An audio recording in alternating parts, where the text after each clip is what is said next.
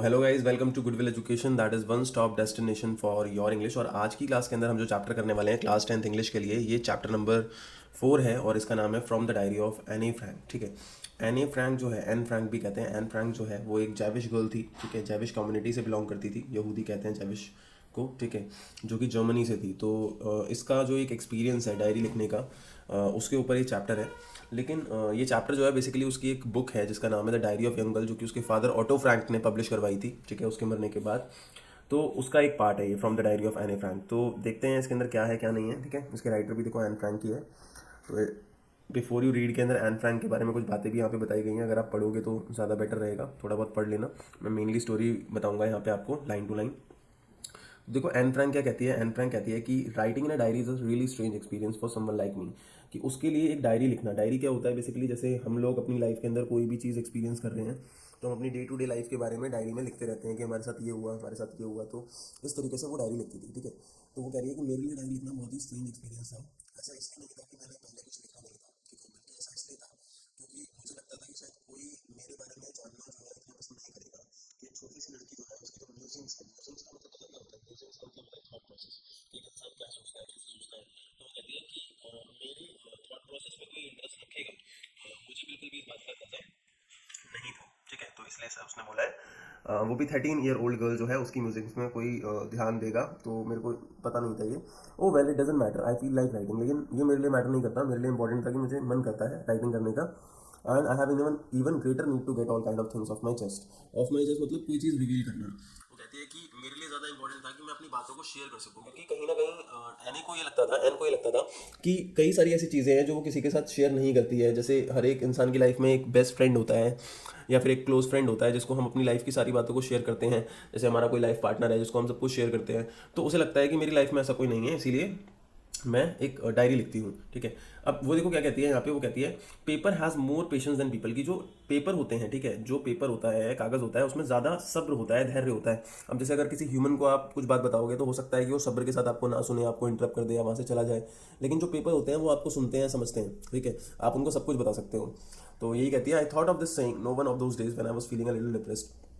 तो ये अपने आप को वो बात बोलती है जब वो थोड़ी सी डिप्रेस फील कर रही थी और वो अपने घर पे बैठी हुई थी अपने चिन पे अपना हैंड्स लगा के। ठीक है, बोर्ड एंड लिस्टलेस, लिस्टलेस भी बोर्ड को ही कहा जाता है वैसे। ठीक है, अब आगे की तरफ बढ़ते हैं। Wondering whether to stay in और गो आउट। उस वक्त वो ये सोच रही थी कि मैं घर के अंदर रहूं या घर के बाहर जाऊं।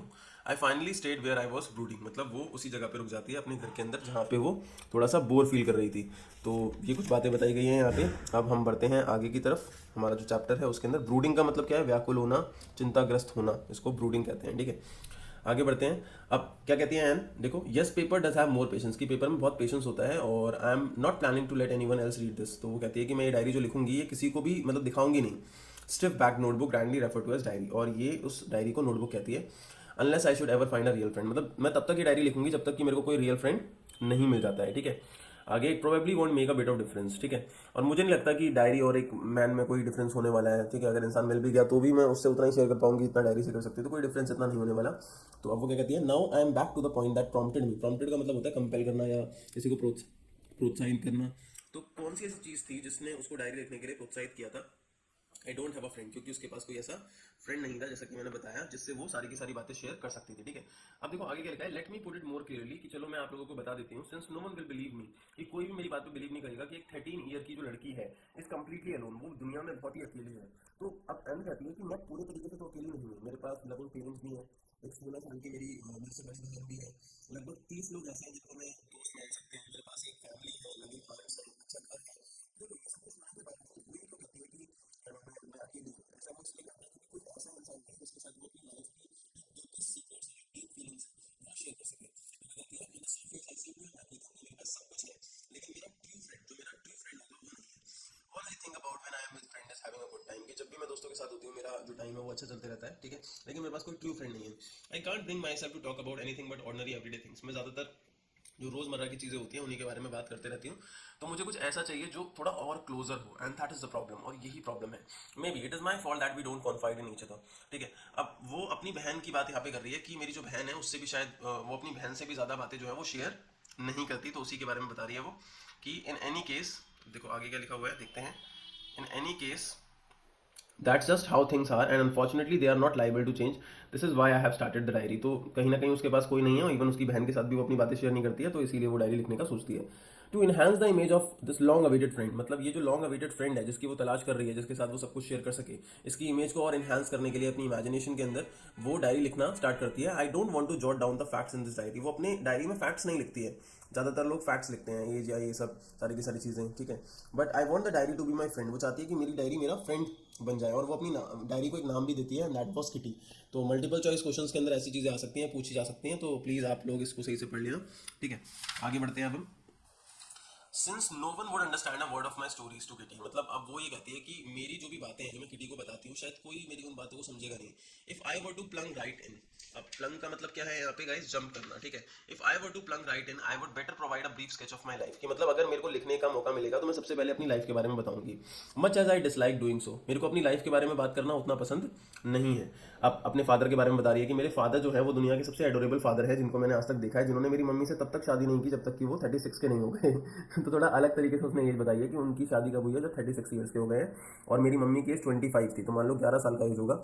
अब उसकी जो बहन है मार्गॉट, उसका जो जन्म है वो कहाँ हुआ है, फ्रैंकफर्ट जर्मनी में एक जगह है, वहाँ पे हुआ है 1926। ये जो फैक्ट्स हैं ये जरूर याद रखना, एमसीक्यू में पूछे जा सकते हैं, ठीक है।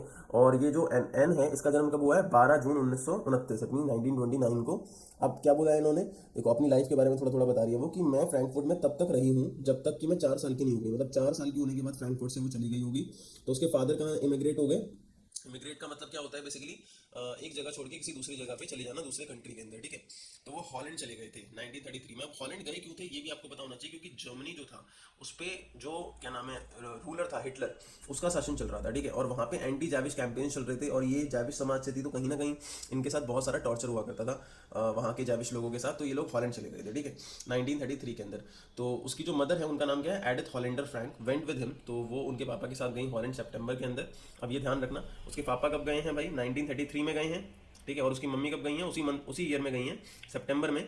और मार्गॉट और एन कब जो गए हैं यहाँ पे, सॉरी, उनको आचिन भेजा गया। आचिन भी एक जगह का नाम है जहाँ उनकी ग्रैंड मदर रहती थी, ठीक है। तो ये वहाँ पे थे, मतलब साथ में नहीं गए हैं हॉलैंड, क्योंकि शायद साथ में जाना इतना आसान नहीं था उस टाइम पे, ठीक है, छिपके से जाना। मार्गॉट वेंट टू हॉलैंड इन दिसंबर, मार्गॉट जो है वो दिसंबर में हॉलैंड जाती है, और फरवरी में एन वहाँ पे जाती है, ठीक है।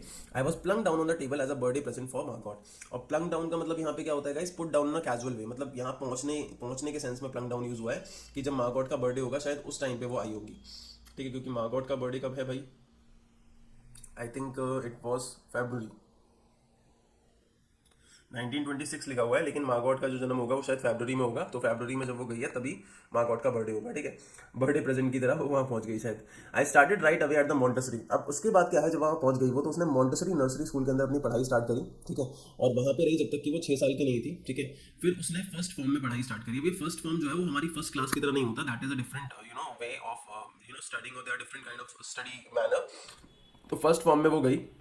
अब उसके बाद सिक्स फॉर्म में जब वो थी, ठीक है, फर्स्ट फॉर्म के बाद जब वो सिक्स फॉर्म में थी, एन जो थी, तो उसकी जो टीचर थी वो थी मिसेस क्यूप्रोस, जो कि उस स्कूल की मॉन्टेसरी नर्सरी स्कूल की शायद ये हेड मिस्ट्रेस थी, ठीक है। तो at the end of the year we were both in tears, ठीक है। अब वो दोनों आंसू में थे, क्यों, क्योंकि अब उन लोगों को एक दूसरे को छोड़ना था, ठीक है। उसे आगे के किसी स्कूल में एडमिशन लेना होगा शायद। तो हार्ट ब्रेकिंग फेयरवेल था, ठीक है। रो रहे होंगे दोनों, काफी अटैच्ड होंगे दोनों, ठीक है। इन द समर ऑफ 1941, अब 1941 ये फैक्ट ध्यान रखना, उसकी ग्रैंड माँ की तबीयत खराब हो जाती है और had to cover an operation. तो जो बर्थडे है एन का उस वक्त बहुत ही लाइटली पास होता है, क्योंकि ऑब्वियसली ग्रैंड मदर की तबीयत खराब थी, तो क्या सेलिब्रेट करेंगे। अब ग्रैंड मदर की डेथ हो गई है 1942 में, और यहाँ पे एन कह रही है, अपनी फीलिंग बता रही है कि किसी को भी इस बात का अंदाजा नहीं है कि मैं कितना उनके बारे में सोचती थी, और मैं उनका अभी भी प्यार करती हूँ। वो अपनी फीलिंग रिवील कर रही है अपनी ग्रैंड मदर के लिए। अब ये जो बर्थडे सेलिब्रेशन था 1942 का, was intended to make up for the other, ठीक है। And grandma's candle was lit along with the rest। मतलब ये जो 1942 का सेलिब्रेशन था, ये कहीं ना कहीं हुआ सेलिब्रेट, वहाँ पे जब हम सेलिब्रेट कर रहे थे तो ग्रैंड माँ के नाम की एक कैंडल होती है, उसको भी जलाया गया था, ठीक है। तो the four of us are still doing well. Four of us में कौन है, उसके पापा है ऑटो फ्रैंक, उसकी मम्मी है एडिथ फ्रैंक, उसकी बहन है बड़ी 16 साल की, जिसका नाम क्या है, मार्गॉट फ्रैंक है, और वो है। And that brings me to the present date of 20 June 1942 आ गया है, and the solemn dedication of my diary. Solemn का मतलब होता है सीरियस, क्योंकि अब कहीं ना कहीं यहाँ पे देखा जाए तो समय बीत रहा है, ठीक है। अच्छा, मैं अब आपको ये बता दूं कि ये डायरी जो थी, जिसको इसने नाम दिया है किटी, ये उसके फादर से उसको अपने बर्थडे पे मिली थी, 13th बर्थडे पे मिली थी। कौन से बर्थडे पे मिली थी, 13th बर्थडे पे, जब उसकी टीन एज स्टार्ट होती है तो उस टाइम पे डायरी मिली थी। तब से ही उसने डायरी को लिखना स्टार्ट किया था। अब यहाँ पे अगर देखें तो देखो उसने एक अपना एक्सपीरियंस बताया है। एक्सपीरियंस क्या है देखते हैं। सैटरडे 20 जून 1942 को उसने लिखा है कि डियरेस्ट किटी, मतलब अपनी डायरी को बोल रही है कि हमारी पूरी की पूरी जो क्लास है क्वेकिंग इन इट्स बूट्स। अब क्वेकिंग इन इट्स बूट्स का मतलब क्या होता है? शेकिंग विद फियर, मतलब डरना। तो वो बताती है अपनी उसको डायरी को कि मेरी पूरी क्लास जो है वो कांप रही है, डर रही है। रीजन ये है क्योंकि फोर्थ कमिंग मीटिंग आने वाली है, ठीक है। फोर्थ कमिंग मीटिंग आने वाली है, कोई मीटिंग होने वाली है स्कूल के अंदर, ठीक है, जिसके अंदर टीचर ये डिसाइड करने वाले हैं कि कौन नेक्स्ट क्लास में जाने वाला है, नेक्स्ट फॉर्म में जाने वाला है, और कौन पीछे रहेगा, मतलब कौन फेल हो जाएगा। और आधी क्लास जो है वो शर्तें लगा रही है, ठीक है। अब जीएन कोई शॉर्ट नेम दे रखा है, और आई मतलब एन जो है वो दोनों हंसते हैं आपस में, और दो बॉयज भी होते हैं उनके पीछे, सी एन एंड जैकस, ये भी अलग अलग नेम्स हैं, ठीक है। वो have stake their entire holiday, और उन्होंने शर्तें लगाई हैं पूरे के पूरे हॉलीडे के अंदर, अपनी सेविंग्स को लेके शर्तें लगाई हैं कि कौन पास होगा और कौन फेल होगा। From morning to night it's you are going to pass, मतलब सुबह से लेकर रात तक ये होता है कि तुम पास होगे, तुम फेल हो जाओगे, नहीं मैं तो नहीं होऊंगा, तुम हो जाओगे, yes too you are, no I am not. Even GS pleading glances and my angry outburst can't calm them down. GS ये उसकी फ्रेंड होगी टोई, ठीक है, कि भाई ये लोग जब रिक्वेस्ट करते हैं कि चुप हो जाओ, बातें मत करो, तो भी ये लोग इतने ज्यादा काम नहीं होते। इफ यू आस्क मी, तो किटी से कह रही है कि अगर तुम मेरे से पूछती हो कि कौन होगा, तो there are so many dummies that about a quarter of the class should be kept back, कि बहुत सारे बेवकूफ बच्चे हैं, ठीक है। And about a quarter of the class मतलब कि मान लो 25% मैं कह सकता हूँ यहाँ पे, ठीक है। वैसे तो इतने बच्चे जो हैं उनको फेल कर देना चाहिए। But teachers are the most unpredictable creatures on the earth, लेकिन जो टीचर्स हैं वो बहुत अनप्रिडिक्टेबल होते हैं। उसने टीचर्स को बहुत अनप्रिडिक्टेबल बोला है। वो उस टाइम पे जब हम कुछ एक्सपेक्ट कर रहे होते हैं, कुछ ऐसा कर देते हैं जो हमने कभी एक्सपेक्ट ही नहीं किया था। तो मतलब यहाँ पे वो अपने एक्सपीरियंसेस बता रही है। इसमें मेनली अगर देखा जाए तो बस आपको इतना ध्यान रखना होगा, मैं बता देता हूँ आपको, सिर्फ इतना ध्यान रखना होगा इसके अंदर कि बेसिकली वो लोग क्यों डर रहे थे अपने रिजल्ट से। तो वो इसीलिए डर रहे थे क्योंकि their result was not predicted, और it was still not out, and they were guessing कि कौन पास होने वाला है, कौन नहीं होने वाला है, ठीक है। और पूरी क्लास जो थी आपस में शर्तें लगा रही थी। अब यहाँ पे क्या कहती है वो कि मुझे इतना डर नहीं है अपनी गर्लफ्रेंड्स, मतलब उसकी जो फ्रेंड्स होंगी उनको लेके और अपने आप को लेके, क्योंकि हम लोग तो पास हो जाएंगे। सिर्फ एक सब्जेक्ट है जिसमें मुझे डर लग रहा है, और वो क्या है? मैथ्स है। और ठीक है, कोई नहीं, हम वेट कर लेते हैं जब तक, ठीक है। और फिर एक दूसरे को वो कहते रहते हैं कि भाई दिल छोटा मत करो, डरो मत, ठीक है। I get along pretty well with all my teachers, की मेरे सारे टीचर्स ठीक हैं, ठीक है। और देर आर 9 ऑफ देम, शायद उसके 9 टीचर होंगे, जिसमें से 7 जो थे वो मैन थे और 2 जो थी वुमेन थी। लेकिन उसके सबसे ज्यादा जिनसे डरती थी वो मिस्टर कीजिंग नाम के एक टीचर थे, who was an old fogey, ठीक है। अब यहाँ पे अगर हम देखते हैं, there is a word that is fogey, तो इसका क्या है भाई? Old fashion man, old fashion man, ठीक है। तो ये एक ओल्ड फैशन मैन होते हैं, ठीक है, जिनके बारे में बोला गया है। ओके, हु टीचर्स मैथ्स, जो क्या पढ़ाते हैं? मैथ्स पढ़ाते हैं। जो कहीं ना कहीं आने से बहुत ज़्यादा परेशान रहते हैं, बहुत बहुत समय से परेशान होते हैं। क्यों? क्योंकि ये बहुत ज़्यादा बात करती है, आई टॉक सो मच, कि वो बहुत ज़्यादा बात करती है। और कई बार उन्होंने वार्निंग्स भी दी हैं और एक्स्ट्रा वर्क भी दिया है, ठीक है, एनी को। अब भाई एक्स्ट्रा वर्क क्या दिया है? एक बार तो उन्होंने ऐसे लिखने के दिया एन को कि भाई चैटर बॉक्स पे ऐसे लिखना है। चैटर बॉक्स बेसिकली उस व्यक्ति को कहते हैं जो बहुत ज़्यादा बोलता है, तो उन्होंने एक बार चैटर बॉक्स पे ऐसे लिखने के लिए दिया, ठीक है। तो अब चैटर बॉक्स पे उसने एज अ पनिशमेंट दिया था लिखने के लिए, क्योंकि बहुत बोलती थी तो शायद सबक मिले उसे। लेकिन जब उसने लिखा तो उसने बहुत कुछ लिखा उसके अंदर, ठीक है। और आई jotted down the title in my notebook, और वो टाइटल उसने अपनी नोटबुक में डाल दिया। जॉटेड मतलब लिखना होता है यहाँ पे, ठीक है। और अपने बैग में रख लिया, और tired to try to keep quiet, और सोचा कि चलो थोड़ा शांत रहते हैं।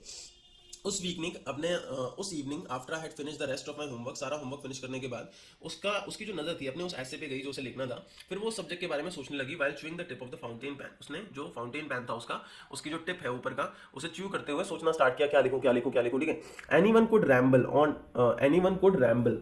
अब यहाँ पे there is a word ramble on, that is talk aimlessly for long, कि कोई भी बिना किसी एम के बात कर सकता है लंबे समय के लिए। रैम्बल का मतलब होता है बिना किसी एम के बात करना। तो anyone could ramble on and live big spaces between the words, कि मतलब कहने का मतलब ये है कि कोई भी बिना किसी मतलब के बात कर सकता है, और अगर वो चाहती तो ऐसे में भी वो बड़े बड़े स्पेसेस देके आराम से ऐसे लिख सकती है। But the trick was to come up with convincing arguments, मतलब वो कहने का मतलब ये है कि फालतू की बातें लिख सकती थी मैं, बड़े बड़े स्पेसेस देके आर्टिकल को बड़ा कर सकती थी, लेकिन मेन चीज क्या थी कि मैं कन्विंसिंग आर्गुमेंट्स लिखूं, कि ऐसे आर्गुमेंट्स लिखूं कि वो समझें। Prove the necessity of talking, और मैं इस बात को प्रूव करूं कि भाई बात करना कितना ज्यादा जरूरी है। तो उसने बहुत ज्यादा सोचा, सोचने के बाद उसे एक आइडिया आया और उसने लिखी 3 पेजेस। मिस्टर कीजिंग जो थे, जो उन्होंने असाइन किया था ऐसे, उस पर उसने कितने पेजेस लिख दिए भाई? 3 पेजेस लिख दिए, और वो काफी सेटिस्फाइड हुई। I argued that talking is a student trait, उसने आर्ग्यू किया कि भाई टॉकिंग मतलब बात करना जो है वो स्टूडेंट की एक आदत होती है, और कहीं ना कहीं मैं कंट्रोल करने की कोशिश करती हूँ, लेकिन मैं क्या करूँ, मैं एक लड़की हूँ और मेरे से कंट्रोल नहीं होता, और मैं कभी भी अपने आप को क्योर नहीं कर पाऊंगी, क्योंकि ये मेरी हैबिट है, क्योंकि मेरी मदर भी बहुत ज्यादा बोलती हैं, तो मुझे उनसे ये चीज़ इनहेरिट हुई है, तो मैं क्या कर सकती हूँ। तो बड़े भाई उसने ऐसे ऐसे आर्गुमेंट लिखे, तो मिस्टर कीजिंग जो थे वो हंसने लगे आर्गुमेंट्स को देख के। तो I proceeded to talk my way through the next lesson, फिर वो वैसी बात करने लग गई। फिर उन्होंने एक और ऐसे दे दिया, this time it was suppose to be an incorrigible chatterbox. Incorrigible का मतलब क्या होता है भाई? इनकॉरिजिबल का मतलब होता है जिसको कभी ठीक नहीं किया जा सकता, जिसको कभी रिपेयर नहीं किया जा सकता, ठीक है। तो इस बार जब ऐसे दिया तो I handed it in, And Mr. Keesing had nothing to complain about two whole lessons. However, during the third lesson, he had finally enough. Annie Frank, as punishment for talking in class, write an essay entitled. मतलब उन्होंने इस बार जब इनकॉर्जिबल chatter box पे दिया तो उसने फिर से उसको हैंड इन कर दिया, फिर से लिख दिया, ठीक है। और मतलब अब मिस्टर कीजिंग ने जब इस बार उन्होंने लेसन उनको रिसीव हुआ, जब उसने लिख के दिया, तो दो बड़े बड़े लेसन तक मिस्टर कीजिंग ने कोई भी कंप्लेन नहीं की। लेकिन जब थर्ड लेसन मिस्टर कीजिंग ने लिया तो उन्होंने फिर से उसको दे दिया एज अ पनिशमेंट लेसन बोलने के लिए। And that was quack quack quack said mister chatter box. तो ये ऐसे उन्होंने लिखने के लिए इस बार दिया। तो पूरी की पूरी क्लास जो थी वो भाई हंसने लग गई, पूरी क्लास हंसने लग गई, भाई ये क्या चल रहा है, ठीक है। बार बार ऐसे मिले जा रहे हैं और ये रुकती नहीं है। I had to laugh too और ये भी हंसने लग गई। दो आई हैड नियरली एग्जॉस्टेड, और कहीं ना कहीं वो थक गई थी ये सब लिख के। My ingenuity on the topic of chatterboxes, ठीक है।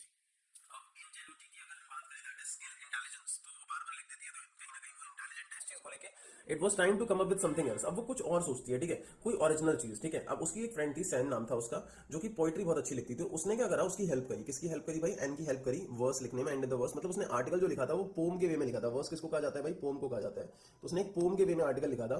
And I jump for joy, mister Keesing was trying to play a joke on me with this ridiculous subject, कि वो इस रिडिकुलस सब्जेक्ट चैटर बॉक्स से मेरे पे joke खेल रहे थे, मजे ले रहे थे। But I would make sure the joke was on him. अब इस बार कुछ ऐसा लिखना था जो अलग हो, ठीक है। तो अब उसने वो पोम लिखी, आर्टिकल पोम वे में लिखी, ठीक है, और बहुत ही ब्यूटीफुल थी। उस पोम में ये लिखा था कि एक मदर डक होती है, ठीक है, और एक फादर स्वैन होते हैं। ये दोनों धर्म पत्नी और पति होते हैं। ये पत्नी होती है, पति होता है, ठीक है, फादर स्वैन और मदर डक, ठीक है। और उनके 3 बच्चे होते हैं, बेबी डकलिंग्स, जिनको मार दिया जाता है उस फादर के द्वारा। मतलब फादर स्वैन जो है अपने 3 बच्चों को मार देता है क्योंकि वो बहुत क्वैक क्वैक करते हैं।